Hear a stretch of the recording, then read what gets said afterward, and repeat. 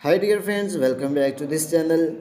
In this video, I will show you how you can change the profile on the Snapchat. So without wasting time, let's start video. Before starting the process, if you did not subscribe our channel, please subscribe this.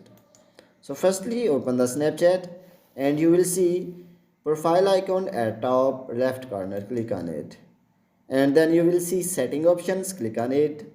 And then scroll down the page and you will see public profile setting. Click on it. And you will see edit profile. Click on it. And then you will see a camera icon at the profile.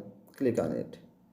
So select here any pictures which you want to add and select here any picture which you want to add. After selecting, and then after that select any picture which you want to add. After selecting, click on save options.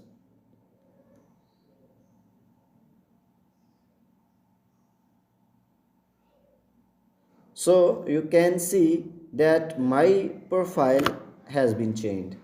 So in this way you can change the profile on the Snapchat. If this video is helpful for you, please like the video and subscribe our channel. Thanks for watching.